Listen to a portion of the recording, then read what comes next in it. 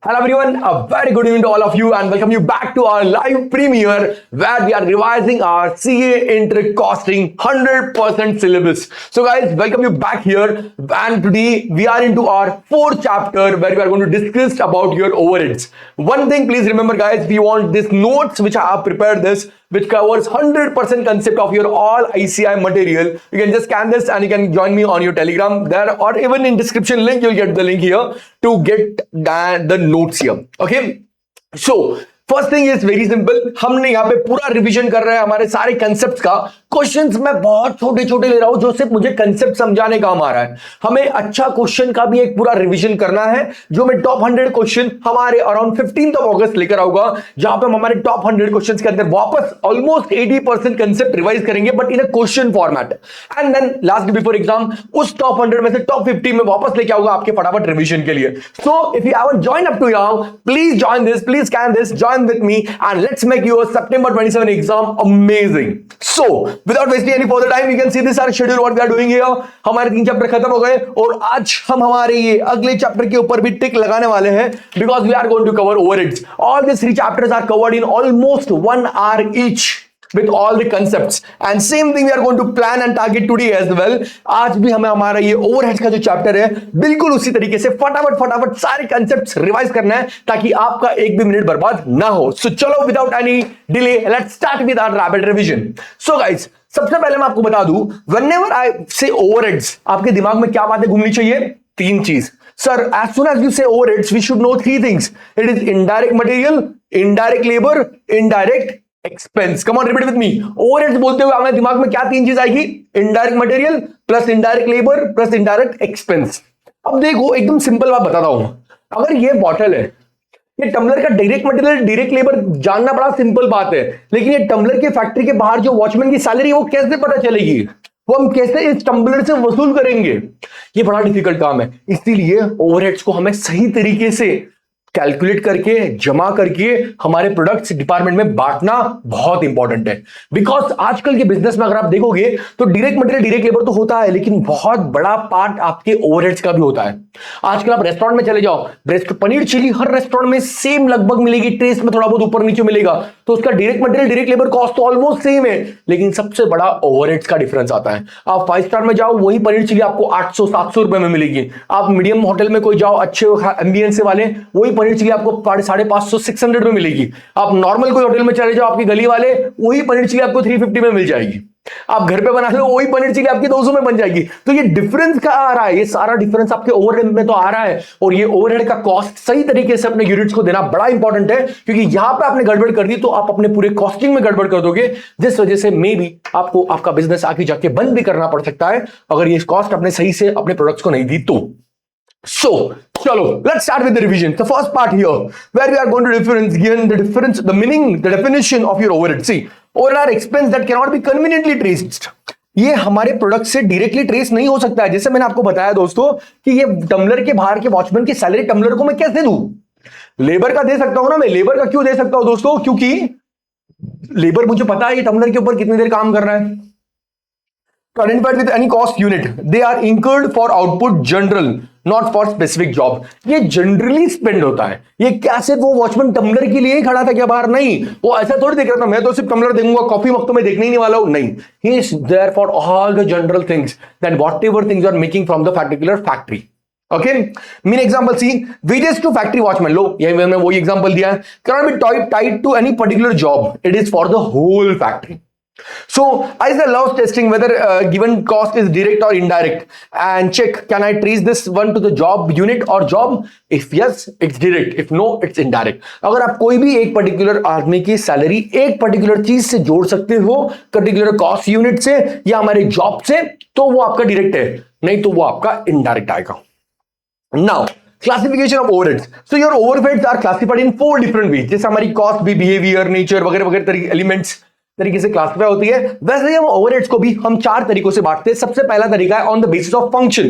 Simply देखो कि हमने जो ये indirect material, indirect labour, indirect expense, overhead बोला तो क्या आएगा दिमाग में? यस, हमने ये जो indirect material, indirect labour, indirect expense जो स्पेंड किया दोस्तों, ये कौन से फंक्शन के लिए किया है? अगर ये आपके फैक्ट्री या प्रोडक्शन के लिए किया है, मतलब वॉचमैन की सैलरी, सुपरवाइजर की सैलरी, मैनेजर की सैलरी, इन सब का जो भी पैसा है जो ये प्रोडक्शन या फैक्ट्री में इनडायरेक्टली काम आ रहा है, तो ये आपका बच जाएगा factory overhead. See, indirect cost of manufacturing like stock keeping, plant repairs, depreciation of factory building, indirect labour, ये सब फैक्ट्री रिलेटेड अगर आपके ओवरहेड्स है तो आपके फैक्ट्री ओवरहेड में जाएगा. उसके बाद हमारे ऑफिस रिलेटेड ओवरहेड्स है, हमारा जनरल मैनेजमेंट का सैलरी, हमारा जो अकाउंटेंट हेड ऑफिस में बैठता है उसकी सैलरी, हमारा सीईओ की सैलरी, सीएफओ की सैलरी, इन सब की सैलरी जो एडमिनिस्ट्रेशन में बैठते हैं, जो मेन ऑफिस में बैठते हैं, फैक्ट्री ऑफिस में नहीं, जो मेन ऑफिस में बैठते हैं, ये सब ऑफिस वालों की सैलरी देखो, ये सब आ जाएगा आपको ऑफिस एंड एडमिनिस्ट्रेशन ओवरहेड के अंदर. देर आफ्टर अगर यही सारा कॉस्ट आपके सेलिंग डिपार्टमेंट वालों का दोस्तों, okay, for the promotion of sales, sales वालों की सैलरी, सेल्स वालों का कमीशन, सेल्स ऑफिस का रेंट, जो भी कुछ सेल्स वालों का होगा, तो ये सेल्स के रिलेटेड होगा तो सेल्स वालों को दे दो. और उसके बाद अगर ये डिस्ट्रीब्यूशन रिलेटेड मतलब क्या, आपके प्रोडक्ट को कस्टमर तक पहुंचाने का कॉस्ट है, तो वो बन जाएगा आपका डिस्ट्रीब्यूशन रिलेटेड ओवरहेड. ओके, सो वेरी सिंपल. हम ओवरहेड की तरफ देखेंगे और देखेंगे कि वो कहां पे यूज हुआ है. फैक्ट्री के लिए तो फैक्ट्री के लिए, ऑफिस के लिए यूज हो तो ऑफिस एंड एडमिनिस्ट्रेशन में डाल दो, अगर वो अपना सेलिंग के लिए यूज हुआ तो सेलिंग में डाल दो, और अगर हमारी प्रोडक्ट को कस्टमर तक पहुंचाने के लिए यूज हुआ है वो, तो वो आपका डिस्ट्रीब्यूशन, वेयर हाउसिंग का चार्जेस जो हो जाएगा, डिलीवरी का चार्जेस जो हो जाएगा, ये सारा आपका आ जाएगा आपके डिस्ट्रीब्यूशन ओवरहेड्स में. Are you all clear with this, everyone? Great. Now let's go to the next classification. The next classification is by nature. Very interesting, very important. सबसे पहला very simple. ऐसा ही हमने classification हमारे normal cost में भी देखा था.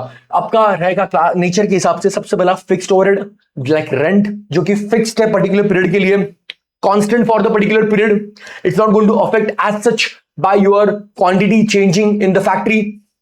Next, or whatever overhead it is. Variable overhead, it varies with the direct in proportion. आप प्रोडक्शन बढ़ाओ, वेरिएबल ओवरहेड बढ़ जाएगा, प्रोडक्शन कम करो, वेरिएबल ओवरहेड कम हो जाएगा. And then comes your semi, जो आपका दोनों भी है, फिक्स्ड भी है और वेरिएबल भी है. ओके, नाउ अंडरस्टैंड, ये जो भी मैं कॉस्ट के बारे में बात कर रहा हूं, अगर डायरेक्ट है तो छोड़ दो, वो तो हमारा डायरेक्ट मटेरियल डायरेक्ट लेबर में चले जाएगा. अगर ये indirect material, indirect labour, indirect overhead, indirect cost है, तो वो आएगा हमारे ओवरहेड्स के अंदर. ओके, ना concept classify into fixed and variable. See now, कभी-कभी अभी now segregation of semi variable cost into fixed and variable helps in. अभी देखो हम ये क्यों कर रहे हैं इनको क्लासिफिकेशन. सी, हम क्लासिफाई करने के बाद हमें क्लैरिटी पर से पता चलेगा कि ये ओवरहेड की कॉस्ट आगे भी क्या आएगी. We can very clearly estimate what could be our overhead cost in future as well. इसी यही सिर्फ एक कारण है जिस कारण की वजह से हम हमारे ओवरहेड कॉस्ट को क्लासिफाई करते हैं. अब डायरेक्ट हमारा वेरिएबल तो वेरिएबल में चलेगा, चलो ये तो वेरी होने वाला हमें पता है, यूनिट बढ़ाओगे सर कॉस्ट बढ़ जाएगा. फिक्स्ड रहने वाला है, ये भी हमें पता है, सर यूनिट बढ़ाओ कुछ भी करो, फिक्स तो फिक्स्ड ही रहेगा. So now that coming towards next part is your semi variable. अब ये सेमी वेरिएबल ओवरहेड को हम कैसे एस्टिमेट करें, तो हम जैसे हमारे नॉर्मल कॉस्ट के केस में भी करते हैं, हम वेरिएबल पोर्शन को अलग करेंगे, फिक्स पोर्शन को अलग करेंगे, और फिर हम इनको सही तरीके से एस्टिमेट करेंगे. अब कैसे अलग करेंगे, तो उसकी बहुत सारी मेथड्स हमने लास्ट लेक्चर में देखी, तो हमारे फर्स्ट इंट्रोडक्शन के लेक्चर में देखी थी. आप इसको लीस्ट स्क्वायर मेथड से कर दो, हाई लो मेथड से कर दो, जो भी ग्राफिकल मेथड से कर दो, जो भी डेटा आपके पास अवेलेबल है उस तरीके से इनको अलग कर दो. अब अलग करने से क्या फायदा होगा इसका, तो सबसे पहला फायदा होगा we can control our expense. When we know that what things are variable and what things are fixed, so we can control the variable items if possible. जो भी है हम उनके ऊपर कंट्रोल ला सकते हैं. उसके बाद प्रिपेयरिंग योर फ्लेक्सिबल बजट्स. अब इसके बाद हमारे बजटिंग में भी बड़ा काम आता है. बजटिंग में हमारा एक्सरसाइज होता है कि पहले कॉस्ट को हम आइडेंटिफाई करते हैं कि वो फिक्स्ड है या वेरिएबल है या सेमी वेरिएबल है. सेमी वेरिएबल है तो हम उसको डिस्ट्रीब्यूट करते हैं, हम बाइफरकेट करते हैं, और फिर हमारे फिक्स्ड बजट बनाते हैं, नया बजट बनाते हैं.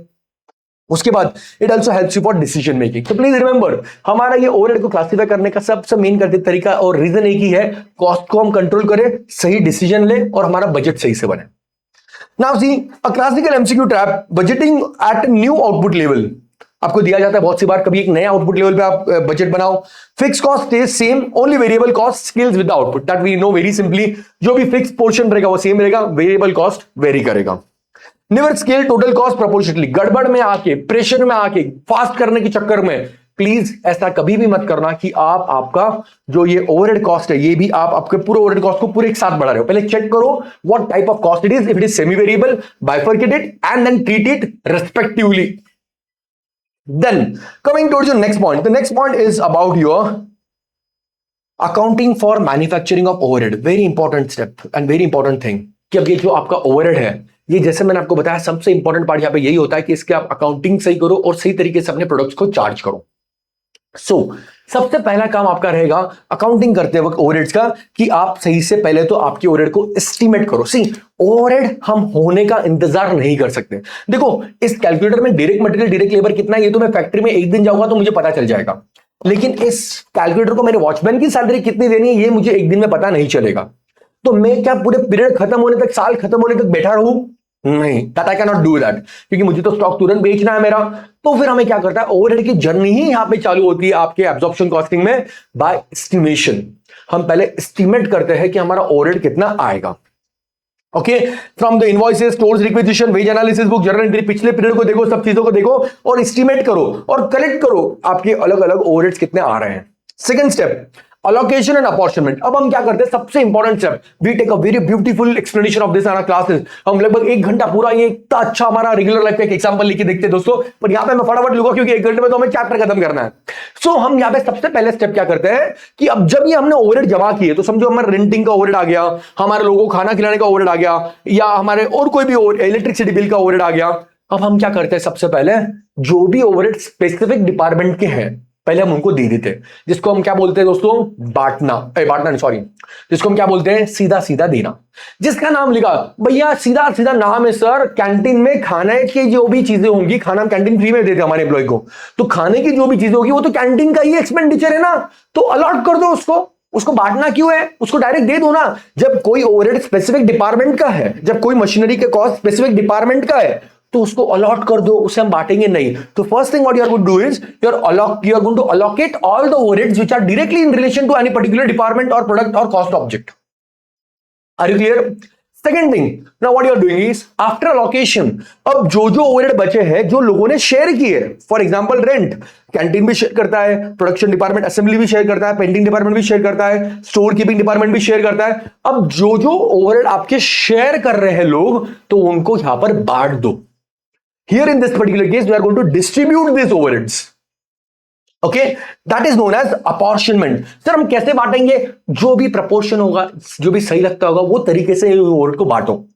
ओके, अब क्या करेंगे, हमारे जो भी नॉर्मल यूनिट्स है, इन ओवरहेड्स को, जो बांटे गए ओवरहेड्स है, इनको एब्जॉर्ब करेंगे। ओके, इसके पहले एक रीअपॉर्शनमेंट भी आता है, उसके ऊपर मैं बाद में आऊंगा। अभी आप ध्यान रखो, सबसे पहले हम अलॉट करेंगे। अलॉट मतलब क्या, जिसका जिसको देना। चलो रिपीट विद मी, अलॉटमेंट मतलब क्या, जिसका जिसको देना। अपॉर्शनमेंट मतलब क्या, सब में बांटना। ओके, और रीअपॉर्शनमेंट भी आपको मैं अभी बता देता हूं दोस्तों।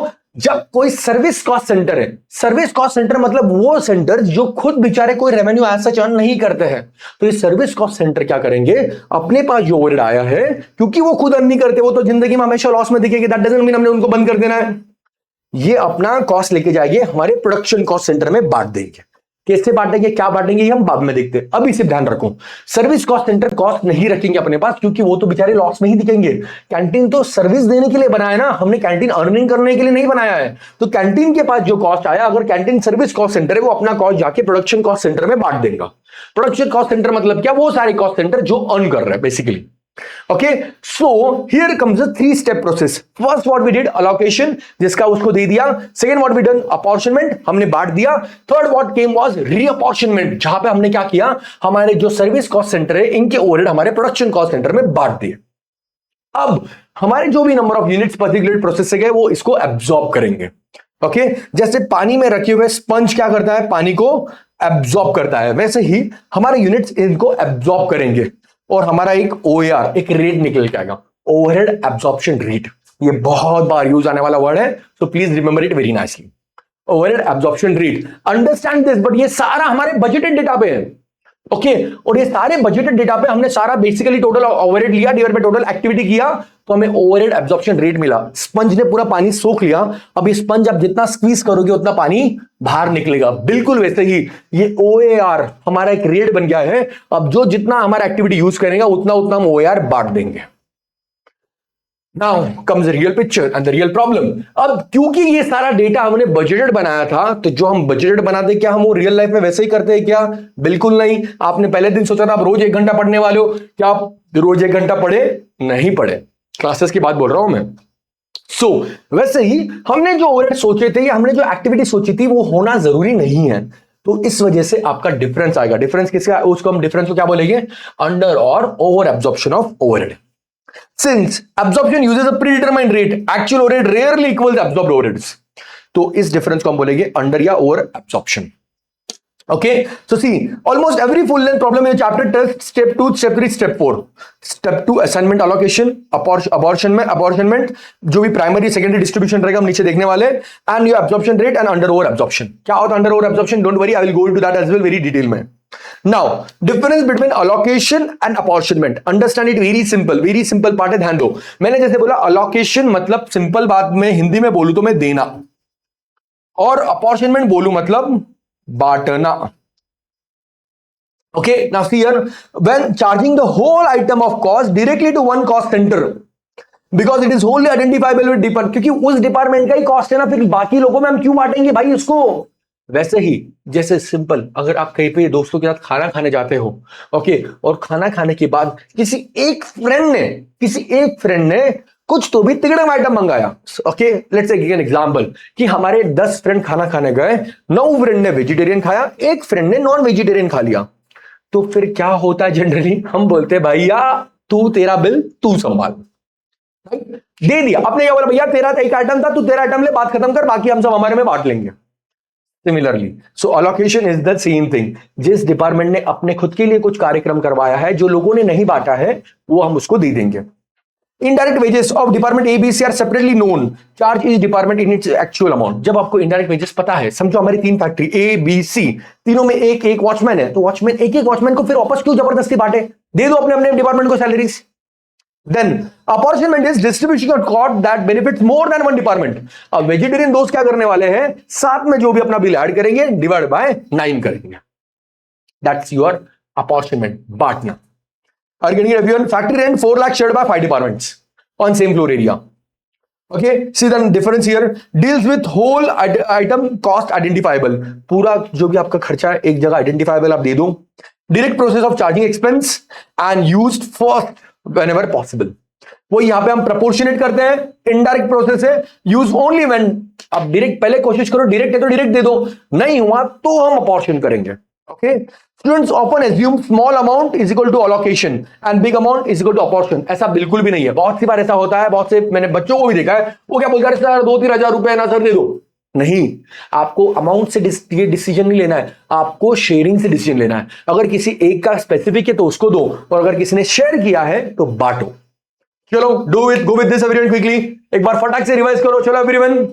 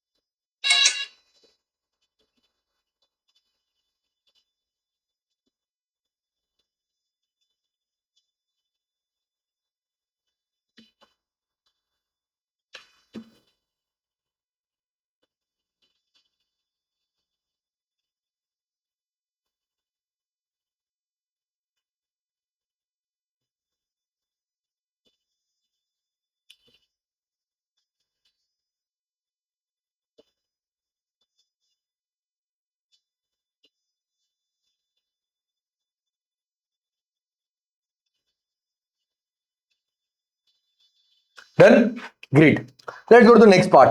अब देखो एक कॉमन बेसिस जिस तरीके से आप आपके ओवरहेड्स को बांट सकते हो, तो देखो मेरी ये रट्टा नहीं मारना आपको, इट्स वेरी लॉजिकल, बस मैंने आपको ऊपर लाइन दिया हो, एक बार तक आप रीड करके जाओ एग्जाम के पहले।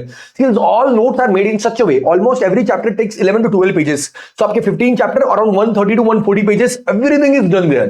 तो आप एग्जाम के पहले लास्ट डे रिवीजन के लिए नोट्स बड़ी काम आपको आने वाली है। सो रेंट लाइटिंग आप फ्लोर एरिया से दे दो, labour welfare time taking number of workers से दे दो, जस्ट इसको पढ़ के जाओ एक बार। एग्जाम में बहुत सी बार आपको दिया होता है कि क्या बेसिस पे बांटना है, और नहीं दिया है तो will take it from here. Compensation direct wages के बेसिस पे दे दो, डेप्रिसिएशन आपके एसेट की वैल्यू के हिसाब से दो, power system internal transport technical estimate से दो, आपके एस्टिमेट्स कितने हैं दोस्तों, electric power horse power machine our इसके बेसिस पे दे दो आपका कि आपकी मशीन की कैपेसिटी कितनी, basically material handling weight volume value of material इस बेसिस पे दे दो। यस,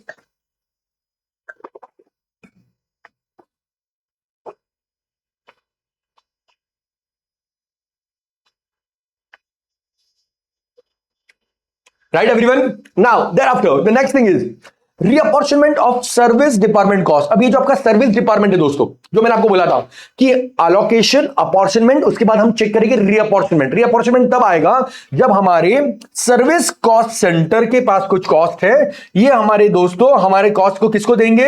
ये देंगे हमारी कॉस्ट प्रोडक्शन कॉस्ट सेंटर को। क्यों? क्योंकि ये बेचारे कुछ खास रेवेन्यू जनरेटिंग आइटम, या हमने हमारे ऑर्गेनाइजेशन में सर्विस डिपार्टमेंट के बेसिस पर अपना ऑर्गेनाइजेशन नहीं बनाई है, हमारा ऑर्गेनाइजेशन हमारे प्रोडक्शन कॉस्ट सेंटर के बेसिस पे बनाई है। तो इनके पास जो भी कॉस्ट आई है, ये कॉस्ट हमारे प्रोडक्शन कॉस्ट डिपार्टमेंट को ये बांट देंगे। क्या बेसिस पे बांटेंगे? तो वापस वही जो बेसिस पे हमारे प्रोडक्शन कॉस्ट सेंटर ने कॉस्ट को में भी शेयर किया है। फॉर एग्जांपल कैंटीन का कॉस्ट, कैंटीन हमारा कोई रेवेन्यू जनरेट खास नहीं करता है, तो कैंटीन का जो भी नेट कॉस्ट रहेगा वो हम हमारे प्रोडक्शन कॉस्ट सेंटर में बांट देंगे। समझो हमारे पास 3 प्रोडक्ट बनते हैं, प्रोडक्ट ए, बी, सी। तो ये कैंटीन बोलेगा भैया बताओ आपके पास कितने लेबर्स हमारे पास खाना खाने आते हैं? ए बोलता है 20 आते हैं, बी बोलता है 30 आते हैं, सी बोलता है 40 आते हैं। तो ये कैंटीन की कॉस्ट हम 2:3:4 के रेशियो में बांट देंगे। Very simple. ऐसे ही जो भी सर्विस कॉस्ट सेंटर, स्टोर्स में कुछ खास अर्निंग नहीं करेगा, राइट? तो ये जो भी सर्विस आपके कॉस्ट डिपार्टमेंट है दोस्तों, ये अपनी कॉस्ट बांट देंगे हमारे प्रोडक्शन कॉस्ट सेंटर्स में। ओके, नाउ अब ये बांटेंगे कैसे सर? तो ये बड़ी इंटरेस्टिंग चीज है। जैसे मैंने आपको ये वाला प्रोपोर्शन सिंपल बता दिया, तो अगर अभी आपके मोर देन 1 सर्विस डिपार्टमेंट भी हो सकता है, जैसे कैंटीन और स्टोर्स है। और अगर now the main thing depends upon first what questions ask you, second कि यहां पे क्या हो रहा है। अगर हमारे सर्विस स्टोर वाले डिपार्टमेंट कैंटीन को सर्विस नहीं दे रहे हैं, कैंटीन वाला स्टोर को सर्विस नहीं दे रहा है, ये सब मिलके सिर्फ प्रोडक्शन कॉस्ट सेंटर वालों को ही सर्विस दे रहे हैं, तो in this case you will go for direct redistribution. Simple है ना? जब दोनों भी मेरे सर्विस कॉस्ट सेंटर एक दूसरे को सर्विस नहीं दे रहे, मतलब उनमें कुछ भी एक दूसरे से लेना देना नहीं है, दोनों समझो दुश्मन है, वो दोनों भी सिर्फ प्रोडक्शन कॉस्ट सेंटर को सर्विस देने के लिए बने हुए हैं, तो यहां पे हम डायरेक्ट डिस्ट्रीब्यूशन कर देंगे, just like the example I have did it here. So that is your direct distribution when service department costs are apportioned only to production department, inter service department charges are ignored। कोई भी inter service department cost है ही नहीं। Simplest method, कोई tension नहीं, simple दो, अपने 7/6/4/5 का proportion use करो और बांट दो। नाउ इंटरेस्टिंग थिंग कम्स, जहां पे एक तरफा चीजें होती है। सही है क्या नहीं है? जहां एक तरफा चीज होती है वहां मजा आती है। ओके, मजा उसको आती है जिसको पता होता है। सो नाउ हियर, अब जब आपका एक सर्विस डिपार्टमेंट दूसरे सर्विस डिपार्टमेंट को सर्विस दे रहा है, फॉर एग्जांपल कैंटीन वाले हमारे स्टोर्स वालों को भी खाना खिला रहे हैं, पर स्टोर्स वाले कैंटीन वालों का कुछ भी सामान नहीं रखते हैं। Are you understanding? I'm talking both the things about your service cost centers। जहां पे हमारा एक सर्विस कॉस्ट सेंटर दूसरे को सर्विस दे रहा है, दूसरा रिटर्न में नहीं दे रहा है, एक तरफा काम चल रहा है। तो एक तरफे काम में हम क्या करेंगे? हम जाएंगे स्टेप मेथड से या नॉन रेसिप्रोकल मेथड से। What is step method? Simple, जो बड़े मन का है, जो सर्विस दे रहा है, पहले उसका बांटो और फिर बचे हुए का बांटो। मतलब क्या होगा? समझो हमारे इधर भी हमारे स्टोर्स के भी 10 लोग खाना खाते हैं, तो कैंटीन डिपार्टमेंट अपना कॉस्ट कैसे बांटेगा? स्टोर्स वालों को भी 10 देगा, it's going to be 1:2:3:4 stores वाले को बांट देगा। अब स्टोर्स वाले का हम टोटल करेंगे और फिर हम इन तीनों में बांटेंगे, क्योंकि स्टोर्स वाला कैंटीन को तो सर्विस नहीं देता है। Are you understanding? So very simple, जब कहीं पे कुछ भी लेना देना नहीं, दुश्मनी नहीं है, तो बात ही खत्म, सिंपल है, डायरेक्ट बांट दो, बात खत्म हो गया। लेकिन जब एक तरफा काम है, तो जो एक तरफा पहले अपनी सर्विस दे रहा है उसका हम पहले लेंगे, और फिर बाद में जो दूसरा बहुत गुस्से में बैठा हुआ है, कुछ रिस्पॉन्स नहीं दे रहा है, उसका बांट देंगे टोटल करके। Okay, now the third one is, जब चीजें दो तरफा चल रही है, there is a reciprocal service method हम फॉलो करेंगे। जब आपका एक सर्विस कॉस्ट सेंटर बाकियों को तो दे रहा है, पर दूसरे सर्विस कॉस्ट सेंटर को भी सर्विस दे रहा है, और दूसरा सर्विस कॉस्ट सेंटर बाकियों को तो दे रहा है और इसको भी दे रहा है। So basically the decision now what I am talking about is, जब ये दोनों भी एक दूसरे को सर्विस दे रहे हैं, ओके, जब ये दो तरफा काम चल रहा है, तब इस केस में हम क्या करेंगे? There are different methods which you could follow here. Okay, पहले देखो now here, service department serves each other.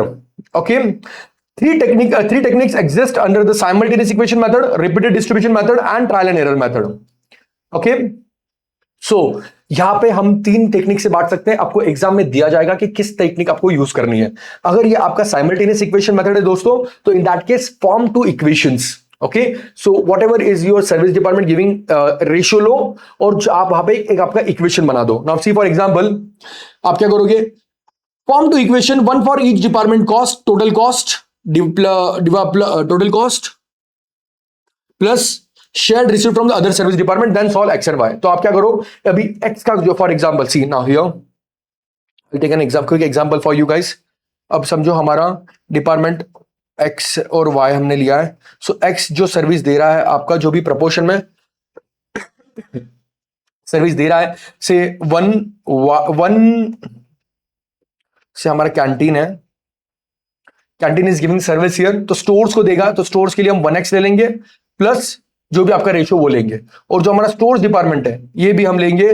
Stores department क्या करेगा, ये तो कैंटीन जो स्टोर्स डिपार्टमेंट कैंटीन को सर्विस दे रहा है, तो हम 2y इस तरीके से ले लेंगे। तो इससे हम क्या करेंगे, आपका ये x एंड ये y, और इस तरीके से हमें आपकी इक्वेशन ये y और ये y, इस तरीके से हम हमारी दोनों इक्वेशन को सॉल्व करेंगे। इसका एक अच्छा सा क्वेश्चन हमारे टॉप 100 क्वेश्चन के अंदर मैं लेने वाला हूं, जहां पे हम इसको दोनों तीनों मेथड से करके लेंगे, या अभी आप तुरंत जाके हमारे इंस्टीट्यूट की मॉड्यूल में जाके क्वेश्चन देख लो तो आपको क्लैरिटी तुरंत आ जाएगी। सो साइमल्टेनियस इक्वेशन में 2 इक्वेशन लेंगे। I am not able to get it very detail in here. और दोनों इक्वेशन लेने के बाद हम क्या करेंगे दोस्तों, इस इक्वेशन को साइमल्टेनियसली सॉल्व करेंगे। नीचे वाले को माइनस माइनस कर दो, एक वेरिएबल को उड़ा दो, फिर वो एक वेरिएबल की जो वैल्यू मिलेगी बचे हुए की वो दूसरे वेरिएबल में डाल दो, और आपको आपका बेसिक मिल जाएगा जो आपको शेयर करना है रेशो में। Okay, so you can do this. Next see fastest method when only 2 service department are reciprocal. जब से 2 सर्विस डिपार्टमेंट है तो साइमल्टेनियस यूज करो, उनका बोलने का इंतजार भी, मतलब बोला है कुछ तो अलग, नहीं तो फिर साइमल्टेनियस आप यूज कर लोगे।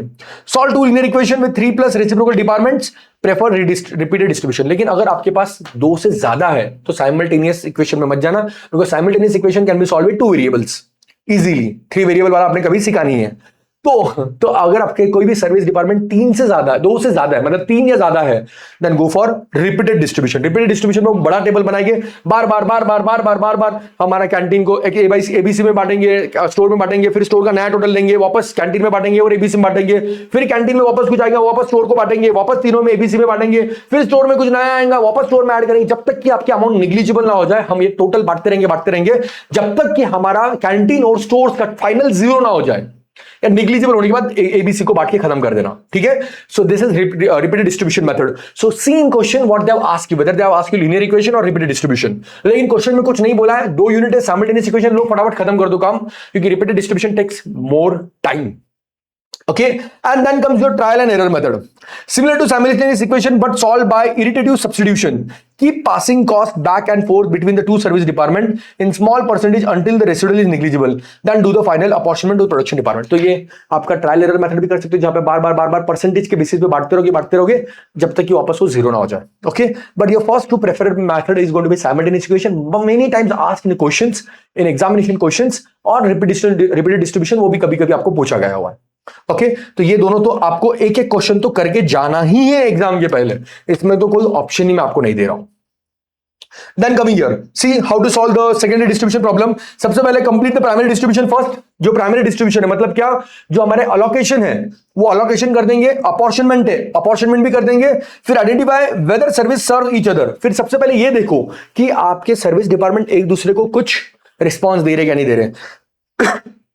Choose the correct method. एक दूसरे को कोई भी नहीं दे रहा है, डायरेक्ट एक ही दे रहा है स्टेप, और दोनों भी दे रहे हैं तो गो फॉर रेसिप्रोकल और simultaneous. Reapportionment service department cost until the production total remain same, total remains.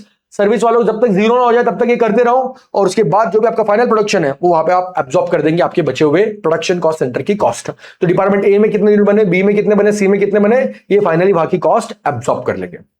Are you getting this everyone? Just read these points once quickly. देखो आपसे अलाइन हो रहा है क्या, फटाक से जाओ। अगर आपके पास टाइम है दोस्तों तुरंत जाके क्वेश्चन देख लो।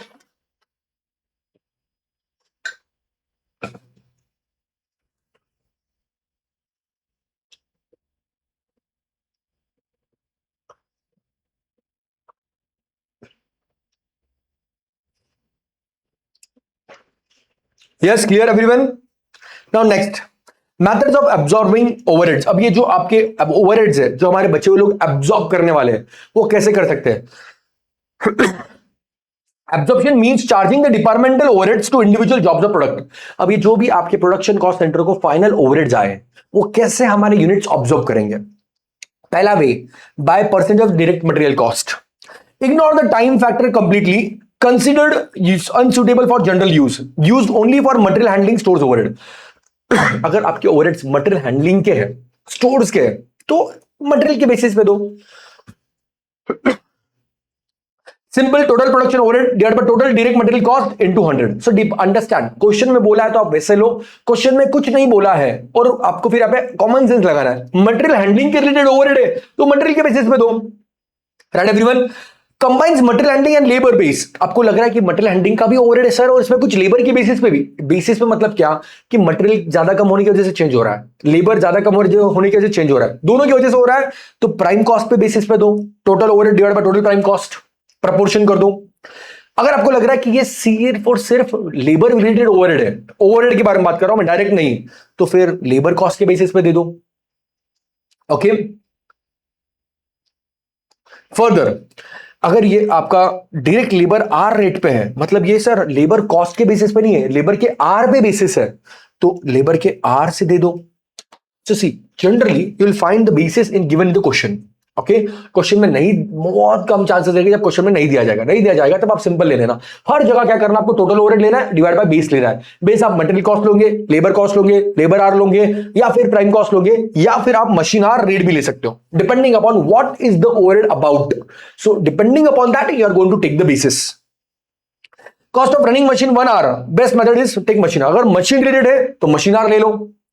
सो मशीन आर भी आपके दो तरीके के हो गए, एक direct ordinary machine R, only machine specific cost like power, depreciation, repairs.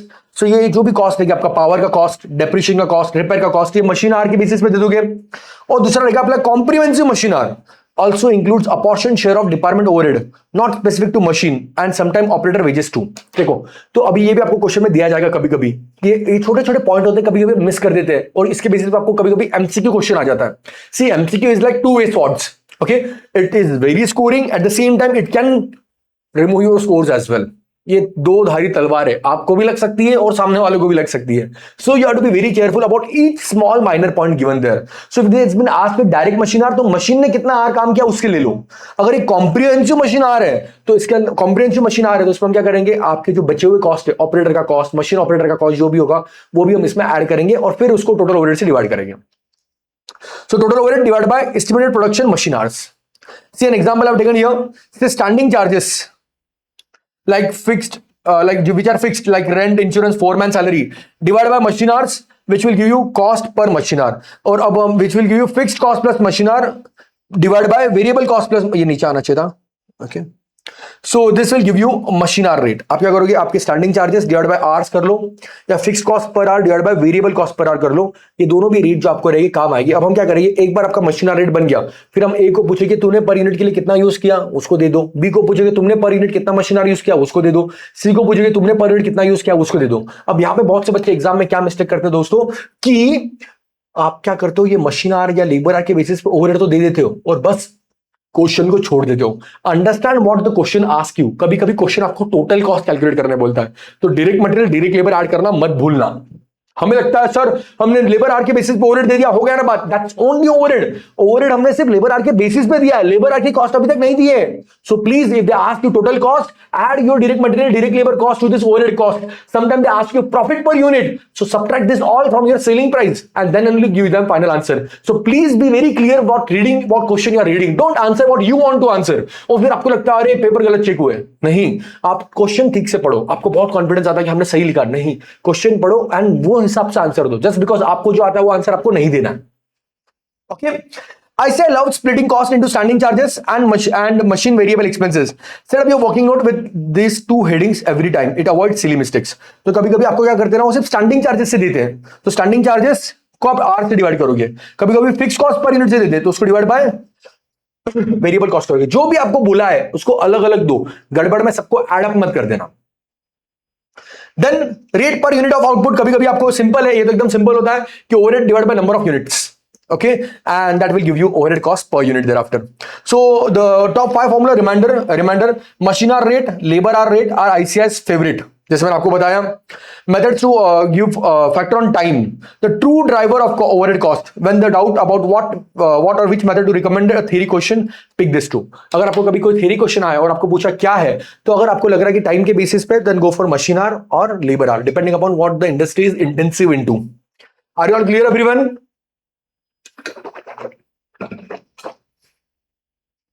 अब then now you guys are up to now all clear with all different methods and ways how can overhead be absorbed by particular unit। तो हमने अभी तक पूरा process खत्म किया, एक बार फटाफट फटाफट हम रिवाइज कर लेते दोस्तों। तो सबसे पहले हमने देखा कि आपका जो ओवरहेड जो भी कॉस्ट आता है उसको हम क्या करेंगे, अलोकेट करेंगे सारे कॉस्ट सेंटर्स में। फिर हम अपॉर्चन अलोकेट करेंगे जो डायरेक्ट दे सकते हैं, अपॉर्चन करेंगे जो हम बांटेंगे। फिर सर्विस कॉस्ट सेंटर बोले वाले बोलेंगे हमें क्यों, तो उनका कॉस्ट हम वापस बांटेंगे प्रोडक्शन कॉस्ट सेंटर में।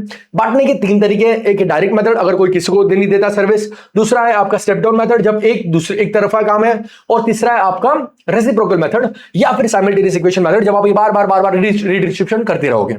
तब तक करेंगे जब तक कि हमारे सर्विस कॉस्ट सेंटर का कॉस्ट जीरो ना हो जाए और सारे ओवरहेड्स हमारे प्रोडक्शन कॉस्ट सेंटर में ना बढ़ जाए। अब प्रोडक्शन कॉस्ट सेंटर में जो भी कॉस्ट आई है ये हम एब्जॉर्ब करेंगे on the basis of machine our, labour our, direct material cost, direct prime cost, depending upon what question has asked you.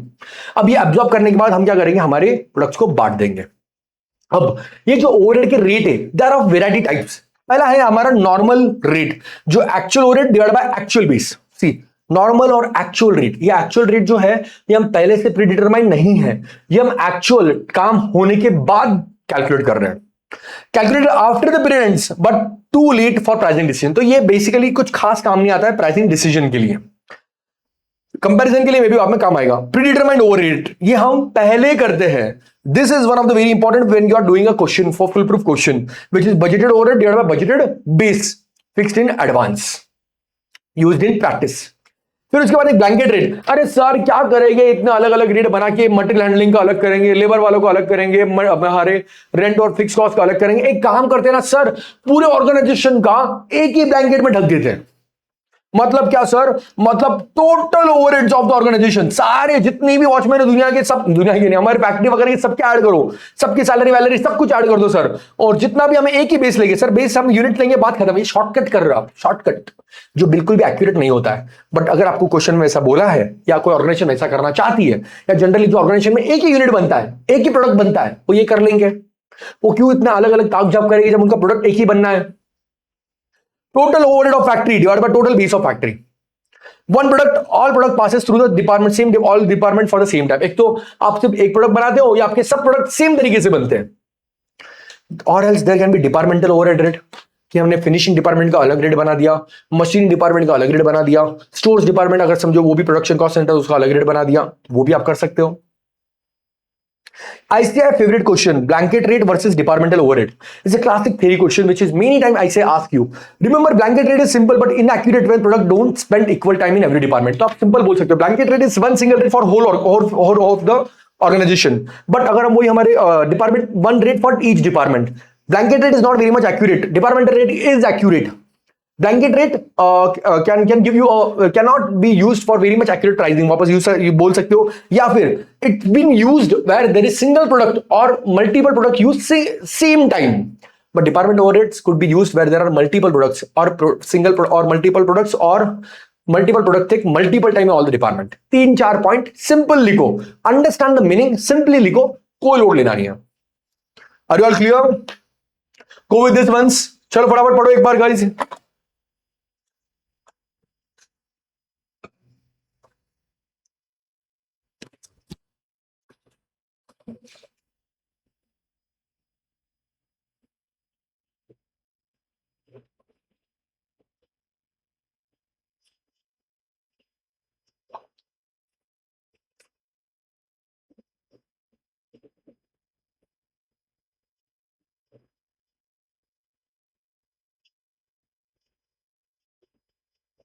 Okay.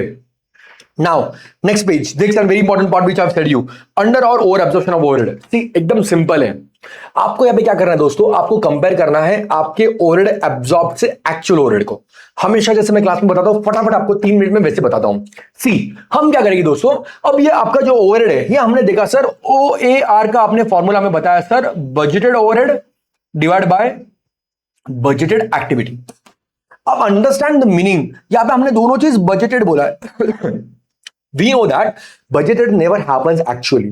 तो हमने सोचा था कि हम इस रेट के लेंगे, समझो ये रेट आया आपका 10 per unit.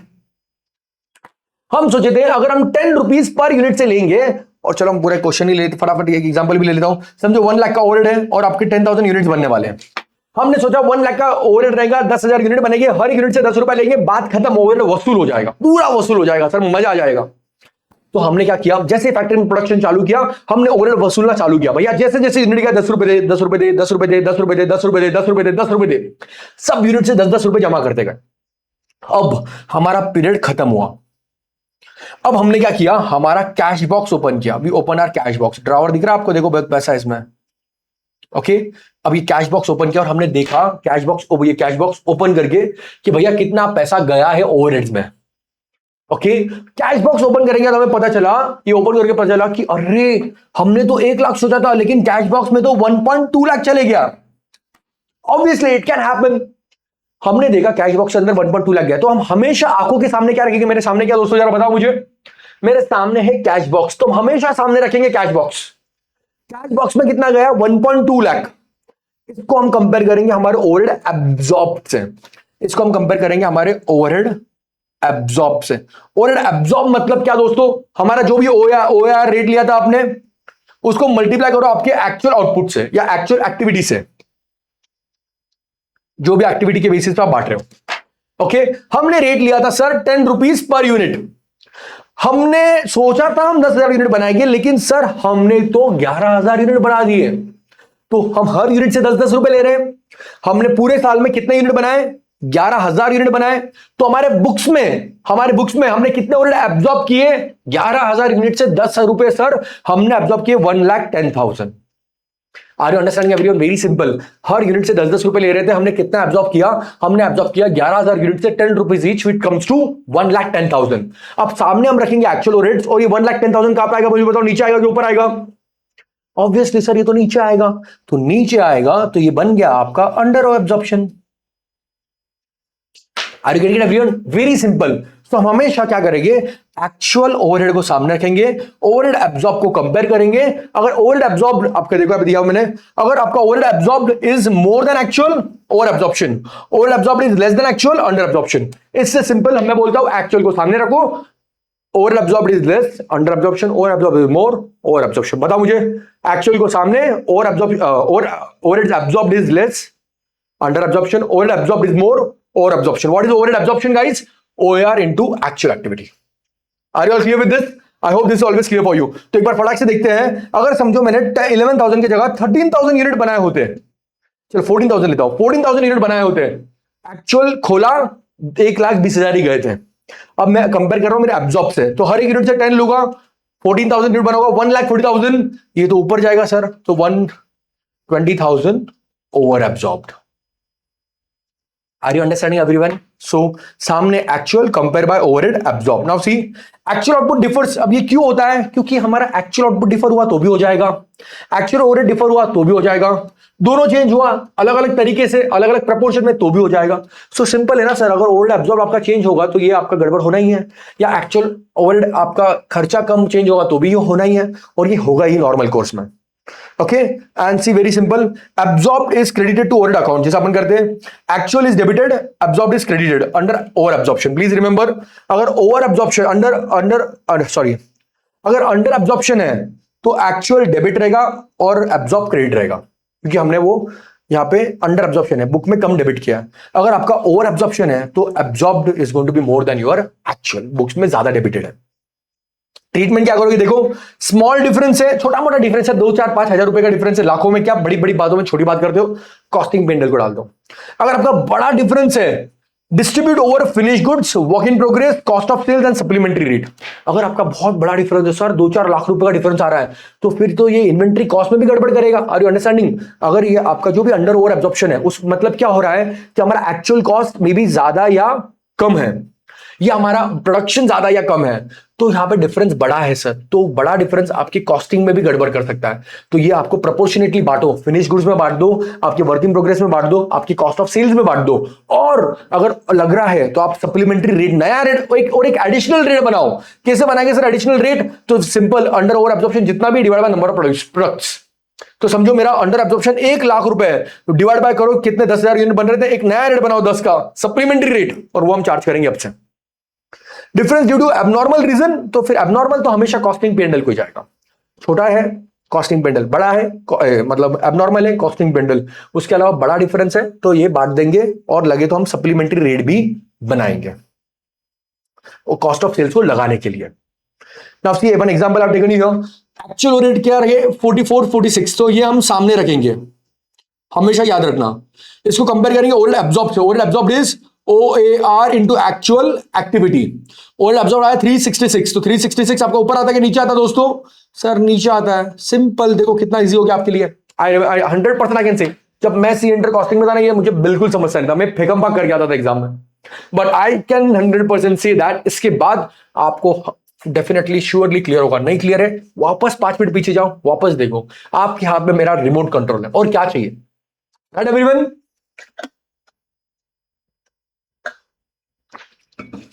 If 50% 40,000 is due to normal cost increase, then supplementary rate लगा दो आपके finished goods WIP और cost of sales के लिए।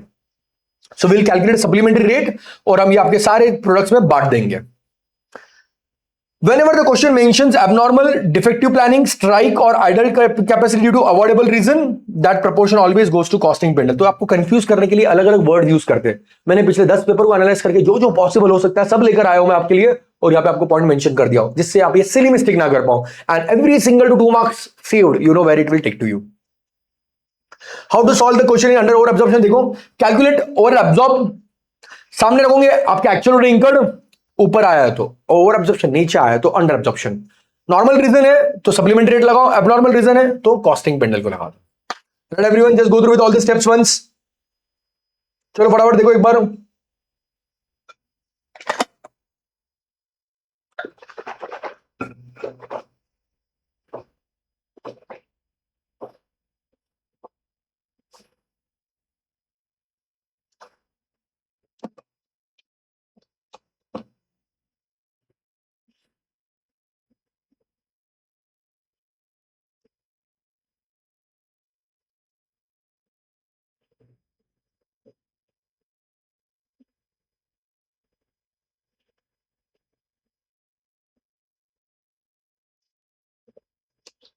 Done everyone? Great. Now see, last part of the chapter, administrative overheads, accounting and control. Attention here. अब ये administrative overheads, see what is the administrative overhead का definition? अब देखो जो हमने functional wise पढ़ा था वैसा ही है। As per SEMA, the cost of general management, CO, CFO, secretarial, accounting and administrative service, which cannot be directly related to the production, marketing, R&D. Okay. So what comes your administrative overhead? Attention here further. 3 accounting treatment possible. अब ये जो भी आपके administrative overhead है, 100 apportion कर दो आपके production and sales department में, where losses can be easily identified. Charge full to costing P&L। Most common use since this policies are fix cost, ये पॉलिसी फिक्स कॉस्ट होती है आपकी सैलरी वगैरह। Treat as a separate addition to costing और production sale using base like work cost, sales value, gross profit, quantity produced. Okay, there are 3 ways what you could do with this. एक तो apportion कर दो आपके production sales department में, या फिर आप इसको कॉस्टिंग पेंडल में डाल दो, या फिर आप इसको प्रोडक्ट्स को लगा दो। If a theory question asks how should administrative overhead generally be treated, the ICI preferred answer is to charge costing P&L since this cost relate to the policy formulation and largely fixed and non-controllable। देखो, production department के लिए cost non controllable उनके हाथ में नहीं है भैया। जिनको सैलरी पे रखा है, जिनको सीईओ सीएफओ, जिनके दुनिया बेसिस पे दुनिया चल रही है, उसका आप कुछ नहीं कर सकते हो। So please, if I say ask you, you can do this all the 3 steps and you can say it preferably should be charged to costing bundle. And please don't forget to mention 3 points because it's because of policy, largely fixed and non-controllable. Largely fixed, policy, non-controllable. Largely fixed, policy, non-controllable. Okay, LPN कर सकते हो, LPNC, largely fixed, policy wise and non-controllable. Control methods, comparison with past figure से करो, compare करो तो आप control कर पाओगे इसको। कंट्रोल थ्रू बजट्स और कंट्रोल थ्रू स्टैंडर्ड। जैसे स्टैंडर्ड बना दो कि भैया मार्केटिंग के ऊपर, कि भैया सॉरी हमारे एडमिनिस्ट्रेशन के ऊपर 10 लाख के ऊपर जाना ही नहीं है, आप स्टैंडर्ड बना दो। Okay, then similarly the next functional classification comes as your selling and distribution overhead, accounting and control. अब इसका क्या करोगे आप देखो, selling overhead, cost of securing orders and promotion of sales. तो जो भी आप कमीशन, एडवर्टाइजमेंट, ब्रांड एम्बेसडर्स को बुला रहे हो, अलग अलग एक्टर्स को पैसा दे रहे हो, आपके सेल्स पर्सन है, जो आपके सेल्स मैनेजर है, जो भी सेल्स रिलेटेड जो भी काम कर रहे हो, आपके यूनिट्स को बेचने का वो आएगा सेलिंग में, और आपके यूनिट्स को कस्टमर तक पहुंचाने का वो आएगा डिस्ट्रीब्यूशन में।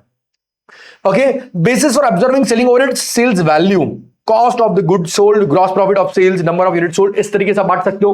तो जो भी हमारा सेलिंग ओवरहेड है इसको हम कॉस्ट ऑफ सेल्स से बांट सकते हैं या हमारे सेल्स वैल्यू से बांट सकते हैं। Control of this overheads are harder than factory overhead because incidence depends on external factor like competitors action. देखो हमारे प्रोडक्शन ओवरहेड्स हम थोड़े बहुत कंट्रोल कर भी सकते हैं, ओवरहेड्स के बारे में बात कर रहा हूं मैं, डायरेक्ट कॉस्ट के बारे में बात नहीं कर रहा हूं। थोड़े बहुत प्रोडक्शन ओवरहेड हम कंट्रोल कर सकते हैं, बट ये हम कंट्रोल करना थोड़ा मुश्किल है। क्यों? क्योंकि ये आपके कॉम्पिटिटर के ऊपर डिपेंड करता है। अगर कॉम्पिटिटर हमारा 10 सेल्स% लगाता है तो हमें भी 2 4 5 6 तो लगाने ही पड़ेंगे। Okay, they are largely policy cost, benefits are intangible and long term, making cost benefit analysis difficult. देखो प्रोडक्शन कॉस्ट सेंटर में सिंपल बोल सकता हूं कि भैया इसकी पैकेजिंग मुझे कैसे करनी है, ओके या इसके वॉचमैन, इसके बाहर मुझे कितने वॉचमैन लगाने हैं, या इसमें मैंने कितने कम सुपरवाइजर करने हैं, यहां पे मैं क्लियरली कर सकता हूं क्योंकि मुझे तुरंत उसके बेनिफिट समझ में आएगी कि भैया वॉचमैन एक कम करने से कितना मेरा ओवरहेड कम हो रहा है पर यूनिट, या मेरा एक रेंटिंग कम करने से कितना मेरा ओवरहेड यूनिट पर यूनिट कम हो रहा है। लेकिन एडवर्टाइजमेंट कम करने से मेरे इफेक्ट कितने हो रहे हैं मेरे ब्रांड वैल्यू वगैरह पे, ये थोड़ा लॉन्ग टर्म होता है, तो शॉर्ट टर्म में हम करेक्टली आइडेंटिफाई नहीं कर सकते उसके impacts. So this are generally harder to reduce. Please remember this 3 points. First, क्योंकि ये एक्सटर्नल फैक्टर के ऊपर डिपेंडेंट है। दूसरा, क्योंकि ये पॉलिसी कॉस्ट है जो अपन ऊपर भी लिया था। एंड थर्ड, इनके बेनिफिट्स इंटेंजिबल है and making which makes cost benefit analysis difficult. Remember 3 things, okay? Policy, competitors, intangible benefits. Policy, competitors, intangible benefits. Okay, मैं इसके लिए आपके लिए एक निम्नलिखित ऐड कर दूंगा इसके लिए भी, और हमारे ऊपर वाले के लिए यहाँ पे तो ठीक है, वो तो सुपर है। Okay, thereafter concept related to capacity. अब यहाँ पे ओवरहेड चैप्टर में आपकी कैपेसिटी रिलेटेड भी कुछ बातें की गई है। There are 5 different types of capacity. सबसे पहला install capacity. Install capacity is the maximum one, a theoretical one, जो सच में पॉसिबल भी नहीं है। For example, see my factory can produce 10 lakh units a year. That doesn't mean always I'm going to make 10 lakhs. Even I can do 100% effort. It's very difficult to achieve this. In fact, impossible. So ये होगा मेरा maximum theoretical capacity. Okay? उसके बाद practical capacity is install capacity less normal time, unavoidable losses. तो समझो, for example मैं आपको generally हमारे घर का एग्जाम्पल लेता हूं। आप लोगों ने दिन में 24 आप लोग दिन में कम से कम 20 घंटा पढ़ाई तो कर ही सकते हो। सर क्या बातें कर रहे हो, थियोरेटिकल कैपेसिटी। अब मैं 24 घंटे में से, चलो 20 घंटे ही बोला था, हालांकि 24 बोल सकता था मैं, बट 20 में से समझो मैंने आपके खाने पीने सोने वगैरह का साथ टाइम हटा दिया, आप कम से कम 12 घंटे तो पढ़ ही सकते हो। That's practically achievable, that's practical capacity. उसके बाद योर एवरेज वॉल्यूम अचीव्ड और नॉर्मल कंडीशन। पर अगर हम पिछली कुछ बारे में बात करें तो आप सर दिन में सिर्फ अभी एग्जाम अगर पास में आ रही तो 7-8 घंटे ही पढ़ रहे हो, दैट्स योर नॉर्मल कैपेसिटी। अगर मैं पिछले 2-4 महीने के बारे में बात कर रहा हूं तो, but actual capacity something you are achieving right now sir. अभी तो हमारे सर क्या बोलूं 3-4 घंटे पढ़े हो गए तो बहुत हो गया। And last is idle capacity, capacity that could not be effectively utilized, जो आप इफेक्टिवली यूटिलाइज नहीं कर पा रहे हो, जो आप थोड़ा बीच में मूवी देख लेते हो, इंस्टाग्राम देख लेते हो, यूट्यूब देख लेते हो, ये आप जो नहीं कर पा रहे वो आपका हो जाएगा आपका idle capacity. Are you understanding everyone? Please quickly read this once. कभी-कभी एमसीक्यू में ये पूछा जाता है, थोड़ा बहुत घुमा के आपको 100% आना चाहिए। Sometimes they also ask you comparison of normal versus abnormal idle time.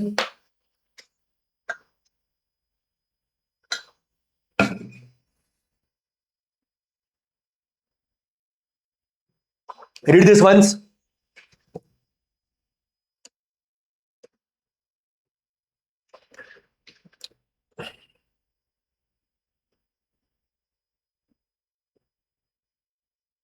इसका मैं एग्जांपल भी लूंगा हमारे टॉप 100 क्वेश्चन के अंदर, guys don't worry.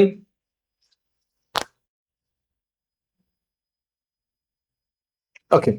Now, many times in the question they ask you compare reason between normal idle time and abnormal idle time. पहले बात तो आप idle time मतलब समझ लो, वो टाइम जो आप यूटिलाइज कर सकते थे लेकिन आप नहीं कर रहे हो। Okay.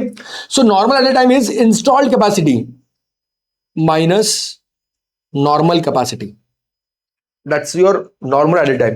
हमने इंस्टॉल कैपेसिटी की थी 1 लाख यूनिट्स की, लेकिन हम ऑन एन एवरेज सिर्फ 60,000 यूनिट बना रहे हैं, तो 40,000 is your idle capacity. Abnormal idle capacity is normal capacity minus actual capacity. अब नॉर्मल जो हो सकता है आपका, उसके बावजूद आप और कम कर रहे हो, दैट्स योर एक्चुअल कैपेसिटी।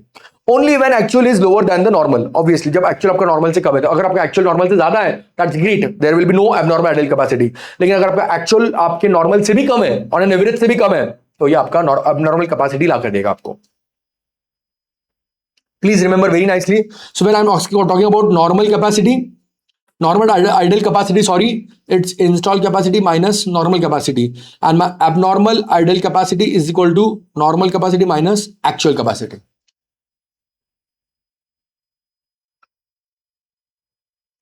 की point treatment unavoidable idle capacity. अब ये आइडल कैपेसिटी जो आपकी जो अनअवॉइडेबल है, repair maintenance recovered via supplementary rate charge to production. जो अनअवॉइडेबल आइडल कैपेसिटी अनअवॉइडेबल है, कोई भी अवॉइड नहीं कर सकता है, तो ये हम क्या करेंगे, सप्लीमेंट्री रेट से हम चार्ज करेंगे हमारे प्रोडक्शन को. लेकिन ये जो हमारा एबनॉर्मल आइडल टाइम है, एबनॉर्मल आइडल टाइम है, like faulty planning, power failure, charge to costing P and L. देखो सिंपल है एकदम, हमेशा गोल्डन रूल कॉस्टिंग का याद रखना. जब कोई चीज नॉर्मल है तो प्रोडक्ट को लगा दो, और एबनॉर्मल है तो दुनिया में सबको नहीं होता है, वो सिर्फ आपके साथ हुआ है, ये आपकी गलती है. प्रोडक्ट को मत लगाना, नहीं तो आपके प्रोडक्ट की प्राइस बहुत बढ़ जाएगी या आपका प्रोडक्ट मार्केट में कॉम्पिटिटिव नहीं रहेगा. Okay, so that goes to your costing P and L. See MCQ often ask normal capacity is equal to practical capacity minus estimated idle capacity revealed by long-term sales trend. This is ICI preferred definition connecting normal capacity to expected sales, not just technical capacity. See, तो बहुत सी बार आपको normal capacity के बारे में वो पूछते हैं, वो which is practical capacity minus estimated idle time. तो your normal capacity which is on an average practical minus हमारा expected idle time. Okay, read this part once everyone, फटाफट पढ़ो एक बार.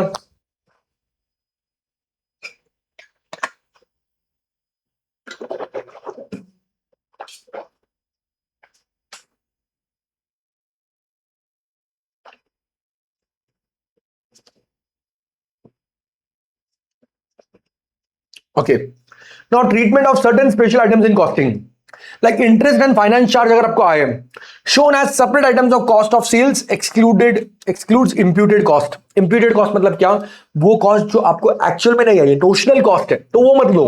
लेकिन अगर आपका खुद का कॉस्ट ऑफ फाइनेंस है तो show as separate item in cost of sales. Depreciation assigned to cost object using cause and effect और benefit received principle. तो जो चीज को है, जो चीज की वजह से आ रहा है वो उसको दे दो. वे आर नॉट डायरेक्टली ट्रेसेबल, अगर डायरेक्टली ट्रेसेबल नहीं है तो बेनिफिट्स किससे मिला है उसको दे दो. Packing charges, see now this is very important, this we are again going to check in your cost sheet. Primary packaging production cost में दे दो. प्राइमरी पैकेजिंग जो बेसिक पैकेजिंग है आपकी, जो बेसिक लगने वाली है आपको प्रोडक्ट को बनाने के लिए. Packaging for transportation will be going for distribution cost. मैं बेसिक एक सर छोटा प्लास्टिक इसको लगा के देता ही हूं, that's your primary packaging. But sir transportation में अगर मैं कहीं पे दूर भेजूं तो ये बहुत खराब होता है, तो उसका जो नया बॉक्स लगा के देता हूं वो डिस्ट्रीब्यूशन में जाएगा. Further packing at customer special request, तो भैया मुझे यूएस से ऑर्डर आया, उन्होंने बोला मुझे बबल पैकिंग भी चाहिए, तो आप क्या करोगे, वो स्पेसिफिक कस्टमर को लगा दोगे. और मेकिंग इट अट्रैक्टिव, सर अभी आप है ना नया सेल आने वाला है, उसके लिए हमें एक नया पैकेजिंग चाहिए, तो सेल्स वालों को दे दो. सिंपल है, जो रीजन है उसको दो. रीजन प्रोडक्शन की वजह से प्रोडक्शन को दे दो, सेलिंग की वजह से सेलिंग को दे दो, कस्टमर की वजह से कस्टमर को दे दो, डिस्ट्रीब्यूशन के लिए डिस्ट्रीब्यूशन को. एकदम सिंपल, कॉज दो और उसको इफेक्ट दे दो. Fringe benefit, overtime, shift allowance, holiday pay etcetera usually collected as a part of production overhead unless amount is large, in which case a supplementary rate is there. अगर ये आपका normal है तो आप छोटा मोटा है तो आपके पार्ट ऑफ आपका ये हम अमाउंट में दे देंगे, प्रोडक्शन में दे देंगे, लेकिन ओवर प्रोडक्शन ओवर में डाल देंगे. लेकिन अमाउंट बहुत बड़ा है तो इसको हम अलग से सप्लीमेंट्री रेट में देंगे.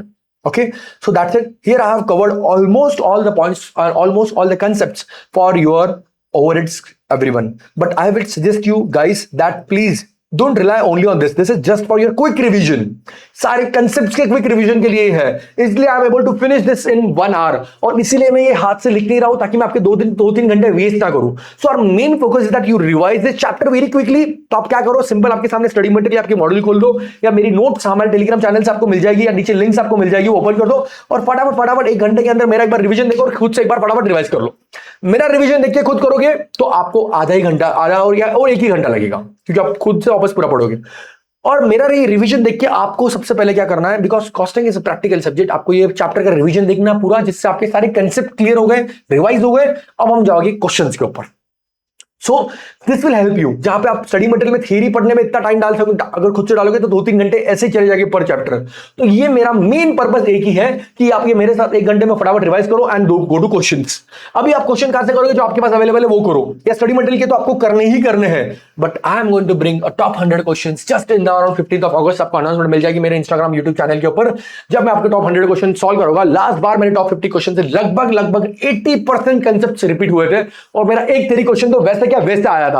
So I will try my best this time. I've started analyzing all the questions, all the past questions, practical question, trend, everything, and I will bring such questions जिससे आपका 90 से 95% कंसेप्ट भी वापस revise हो जाए।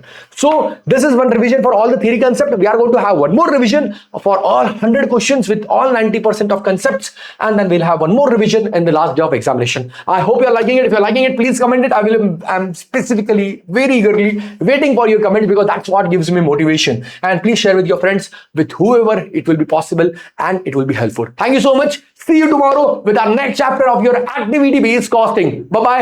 Take care.